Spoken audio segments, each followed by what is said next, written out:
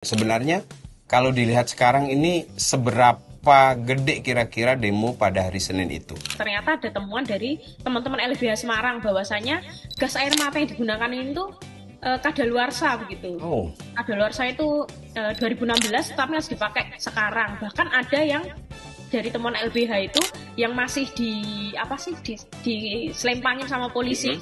Amunisinya itu stoknya itu ya? ya betul, stoknya itu ada yang dia sebenarnya sudah kadaluarsa sejak 2024 tapi masih dipakai begitu. Ini menarik karena dalam waktu berdekatan ada Wakil Menteri Tenaga Kerja, kader Gerindra juga yang kemudian ditangkap dan sepertinya itu ya dibiarkan tetap ditangkap. Terus dari di Pati ini Sudewo itu kader Gerindra yang kemudian hak angketnya pun fraksinya juga turut mendukung hak angket itu. Nah, apakah mungkin nanti Sudewo ini juga dibiarkan?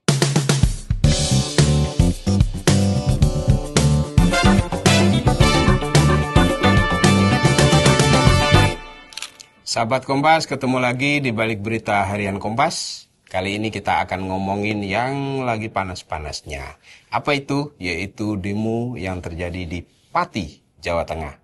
Nah, ini sudah ada Mbak Kristi Dwi Utami yang sempat melihat dari dekat peristiwa yang ada di sana. Nah, Mbak Kristi, apa kabar? Halo Mas, sehat Mas, baik Mas. Sehat, Mas oke. baik gimana Mas? Ya, baik-baik saja seperti biasa. Mbak Kristi mungkin bisa diceritakan, ini kan demo sudah berjilid-jilid di Pati dan kemudian ada rencana tanggal 25 akan ada demo gede-gedean. Sebenarnya kalau dilihat sekarang ini seberapa gede kira-kira demo pada hari Senin itu? Oke, sebenarnya demo di Pati itu tuh yang besar kan tanggal 13 kemarin. Nah, terus kemudian sempat akan ada rencana lanjutan, aksi lanjutan gitu di tanggal 25.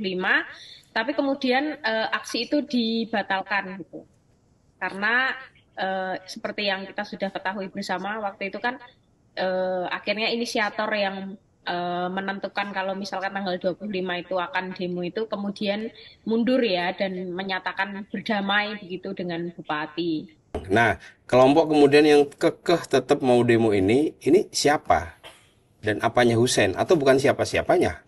Oke, jadi saya sempat tanya juga Mas, bagaimana orang-orang yang tergabung dalam Aliansi Masyarakat Pati Bersatu. Jadi kan mereka itu punya wadah yang namanya Aliansi Masyarakat Pati Bersatu ya.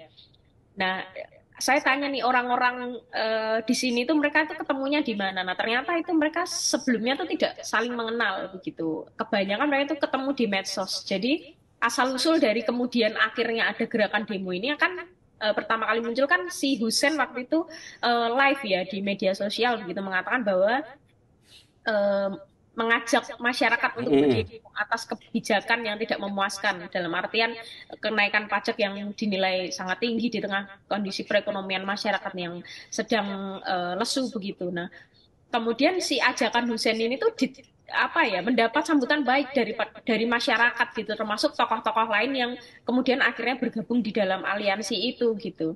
Kemudian mereka kan akhirnya bersepakat membentuk posko donasi untuk logistik nanti saat demo tanggal 13. Nah, itu kemudian donasi mengalir, dukungan mengalir dari mana-mana dan di situ mereka tuh saling berinteraksi, ketemu, ya udah di situ baru mereka bersepakat untuk memulai gerakan itu penolakan terhadap kesewenang-wenangan ya dalam hal ini kenaikan pajak yang tinggi itu. Nah, jadi kelompok ikutan itu yang kemudian tetap demo untuk tanggal 25 nanti itu.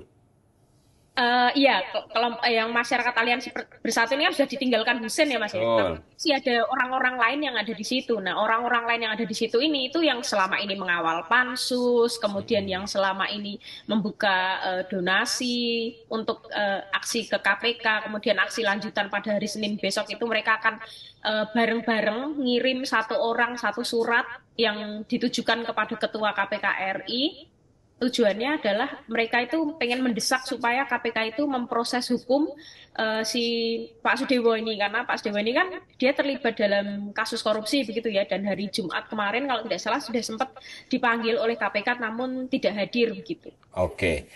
Kembali ke tanggal 13. Di tanggal 13 itu kan ada hal-hal lain yang kemudian tidak banyak diketahui publik ya.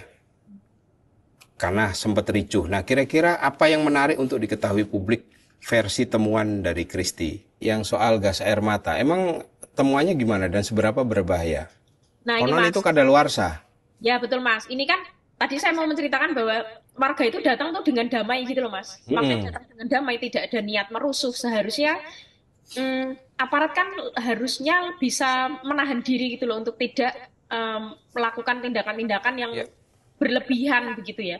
Sebenarnya mereka itu, saya tuh pengen menggambarkan mereka itu datang dengan damai, di situ menyuarakan keinginan mereka. Mereka hanya ingin ditemui oleh Sudewa. Mereka hanya ingin Sudewa itu eh, apa ya, statement ke publik bahwa dia mau mundur begitu dengan apa, kesadarannya begitu. Tapi kan dia tidak mau. Bahkan di awal-awal ini kan sempat tidak mau menemui kan. Ya, ya, ya. Nah, itu yang akhirnya membuat masyarakat yang tadi datang dengan damai, datang dengan harapan ingin ketemu sama pemimpinnya, kemudian ditemui pemimpinnya. Nah, itu tuh kemudian akhirnya jadi mereka marah kan karena tidak segera ditemui gitu. Yang akhirnya membuat mereka itu awalnya mendorong pagar. Mendorong pagar ini dimaksudkan untuk mereka tuh pengen masuk, pengen menemui si pemimpinnya Sudewo, ini. ha? Tetapi ya betul, tetapi tindakan mendorong pagar ini pada akhirnya memicu apa ya, aparat untuk melakukan tindakan-tindakan itu mulai dari mungkin pertama itu kan mereka menembakkan meriam air itu ya Mas ya, water cannon, kemudian setelah itu menembakkan gas air mata, dan penembakan gas air mata itu ternyata tidak dilakukan hanya kepada ke arah massa gitu loh, tetapi juga sampai ke masjid, sampai ke perkampungan, Oh, dan dengan yang kata lain polisi atau aparat keamanan itu ngawur gitu ya? betul, jadi tuh mereka tuh berkeliling, istilahnya apa ya Mas? Kayak sweeping, tapi itu ditembakkan sampai ke masjid, ditembakkan sampai ke perkampungan. Itu kan di situ kan sebenarnya orang di masjid, orang di perkampungan itu kan sebenarnya tidak ikut ya di dalam demonstrasi itu. Artinya mereka sedang beraktivitas di rumah, sedang beribadah begitu, kemudian ditembaki seperti itu kan sebenarnya tidak bijak begitu. Nah, terus kemudian selain itu dilakukan dengan tidak bijak, ternyata ada temuan dari teman-teman LBH Semarang bahwasanya gas air mata yang digunakan ini tuh kadaluarsa begitu. Oh, Kadaluarsa itu 2016 tapi masih dipakai sekarang. Bahkan ada yang dari temuan LBH itu yang masih di apa sih diselempangin sama polisi amunisinya itu. stoknya itu ya? Ya betul, stoknya itu ada yang dia sebenarnya sudah kedaluarsa sejak 2024, tapi masih dipakai begitu. Andai kata yang tahun 2016 ini sudah habis kan mungkin akan di reload pakai yang Baru. expired di tahun 2024 itu tadi gitu. Tapi tetap aja kadaluarsa ya kan? Kedaluarsa ya. Oke, oke, Itu oke. kan sebenarnya nggak kedaluarsa juga sangat ini ya, apa namanya, sangat menyakitkan gitu. Maksudnya kena Ya, ya. kena kan bisa bikin ini, apalagi ketika itu kedaluarsa begitu kan. Mungkin Jadi akan itu lagi ya. lebih berbahaya ya, tidak Betul. tidak aman. Oke, oke. Itu tindak lanjutnya bagaimana? Itu jadi polisi memang ngawurnya itu double-double ya. Pertama ditembakin ke perkampungan termasuk ke masjid, yang kedua pakai gas air mata yang kadaluarsa. Ya. Ya mungkin anggarannya nggak ada kali ya. Atau atau habis untuk yang lain. Ini perlu perlu dicek lebih jauh sih. Tapi baiklah. Tadi kan juga disebut bahwa rakyat ini tetap mengikuti proses di legislatif ya. Ya, ya. Di situ ada hak angket. Nah, bisa mungkin Kristi jelasin sejauh ini perkembangannya seperti apa, meskipun tadi sempat disinggung sedikit. Prosesnya kan masih berlangsung. Betul. Kemarin saya sudah sempat bertanya kepada anggota dewan maupun kepada masyarakat begitu.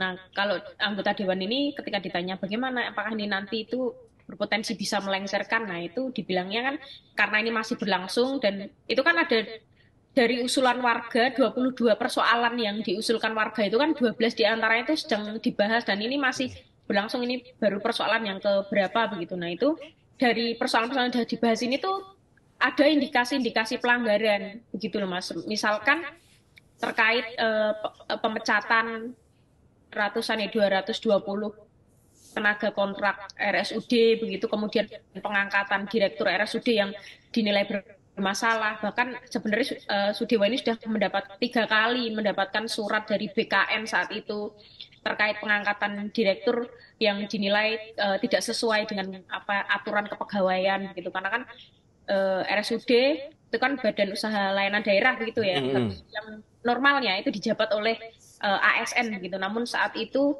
yaitu direktur yang ditunjuk oleh Pak Sudewa ini bukan ASN gitu. Apanya Sudewo dia? Teman atau? Itu masih perlu didalami lagi, Mas. Oke. Artinya tidak profesional ya dari situ ya. Betul. Terus ada kebijakan-kebijakan lain yang eh, apa sih namanya tidak sesuai gitu. Misalkan kenaikan pajak kan waktu itu klaim dari Pak Sudewo ini kan mengatakan bahwa 250 ini ada persen ini adalah yang tertinggi begitu. Tapi kenyataannya di masyarakat itu yang kemarin dihadirkan itu bahkan lebih dari 250, ada yang 800%, 500%, bahkan ada yang 1.000 katanya. iya betul Mas. Wah, banyak sekali ya. Nah, tapi kan ini, Sudewo ini kan dipilih secara langsung Ya, oleh rakyat. ya. Kemudian yang minta impeachment ini kan lewat anggota dewan. Nah, Sudewo sendiri bilang bahwa, lah saya kan dipilih oleh rakyat secara konstitusional. Gak bisa dong saya kemudian diminta turun oleh anggota dewan gitu. Nah, ini dewan sendiri kira-kira gimana logika atau argumentasinya sehingga tetap hak angket ini harus jalan gitu. Oke. Kemarin saya sempat wawancara juga dengan beberapa anggota dewan ya. Nah, hak angket ini tuh akhirnya dibentuk atas desakan dari masyarakat. Jadi Dewan Perwakilan Rakyat ini kan dia mewakili masyarakat begitu ya. Jadi mereka hanya menjalankan apa yang diinginkan oleh masyarakat begitu. Dalam hal ini kan masyarakat menginginkan adanya pemakzulan itu. Nah, yang bisa dilakukan DPR dan itu sah itu kan hanya melalui pansus hak angket itu, Mas.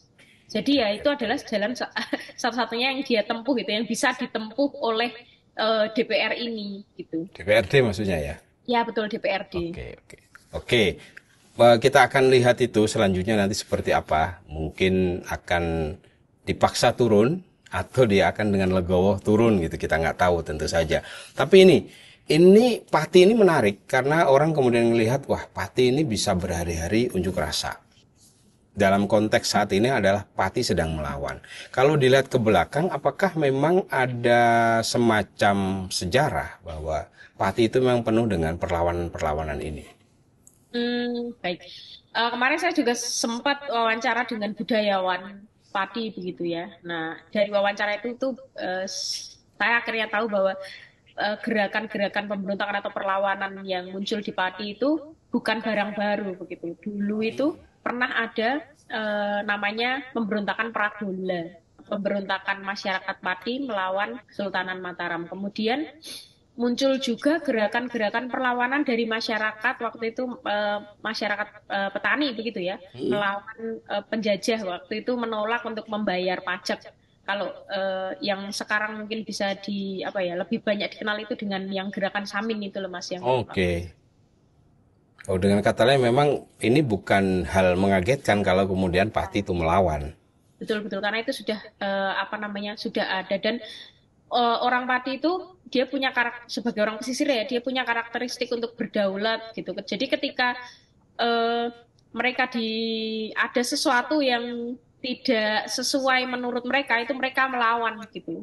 Oke, ini perlawanan masih terus berlangsung meskipun skalanya sementara ini mengecil. Kita tidak tahu apakah nanti akan semakin membesar dan berlipat ganda atau bahkan mempengaruhi daerah-daerah lain. Ini menarik karena dalam waktu berdekatan ada wakil Menteri Tenaga Kerja, kader Gerindra juga yang kemudian ditangkap dan sepertinya itu ya dibiarkan tetap ditangkap.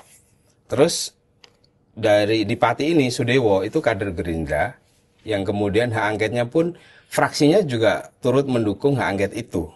Nah, apakah mungkin nanti Sudewo ini juga dibiarkan kalau akhirnya menjadi tersangka dan bahkan ditahan KPK gitu?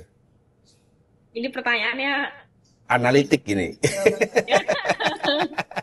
tergantung kebijakan ya Mas ya. Tapi dari sikapnya Gerindra sejauh ini sih yang saya tahu begitu ya, itu sempat mengatakan bahwa Pak Sudewo ini sudah sempat ditegur begitu kan terkait yang kebijakan ini gitu. Ditegur agar gimana? Agar Lebih bijak mundur lagi. aja. Nah, lebih bijaknya ini gimana? Apakah mundur? Nah, ini kan multi tafsir ya Mas ya. Iya. Seperti Oke. apa? Jadi kita lihat nanti nasib Sudewo akan seperti apa. Makasih Kristi obrolannya.